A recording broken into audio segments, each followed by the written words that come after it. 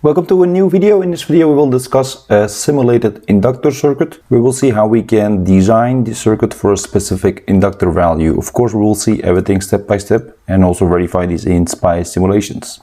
Okay, our objective is construct an inductor of a value of 100 millihenries using this simulated inductor circuit given here. So we have here in this case 4 resistors, R1, R2, R3 and R4, 1 capacitor and 2 operational amplifiers. In this case we assume that the operational amplifiers are ideal. And the inductor we will have will be then from this node all the way to ground, and that will have a value which is then given by this formula. So L, which is our simulated inductor, is given by this expression where you see here the product of the 4 components over this R3 here. We can say if I want 0.1 henries, we like to know all these values here in this expression. Now, since we have 5 components to determine and only 1 equation, we need to then make some selections. In this case, we need to select 4 of the components and then calculate the last one. So we can say for convenience and easy to work out this example, let's select R1 is equal to R2 is equal to R3 and make that 1 kilo ohm, and also select the capacitor as 10 nanofarads. So we have now selected these 4 components, only left is the R4. So we can now rewrite this in this form. So then we have the R4 is equal to, just rewrite this formula. So you do L times R3 and then is equal to this product. So this 4 components. And in order to have R4 only, you need to divide by R1 times R2 times C.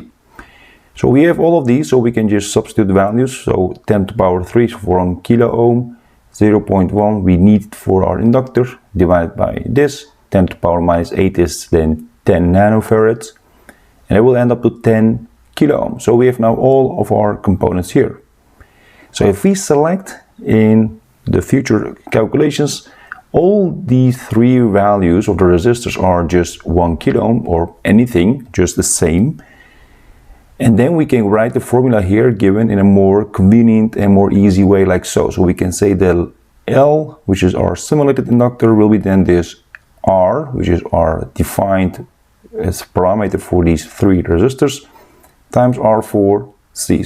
Now we can keep the R and C at some specific value, and then we can have then an easy adjustable inductor value by changing the resistor R4 only using this formula. Now see, here's the table. We have now here these 3 resistors the same, capacitor again 1 over 10 nanofarads.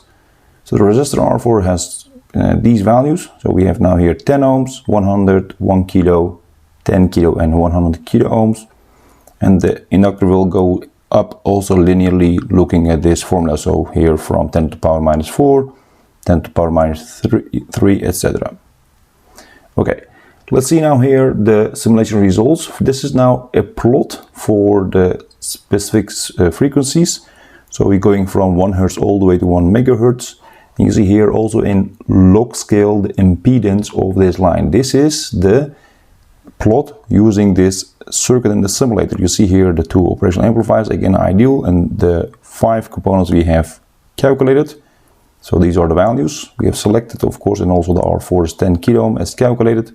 And here using this meter we calculate or measure the impedance between this node and ground. So this is the Z in.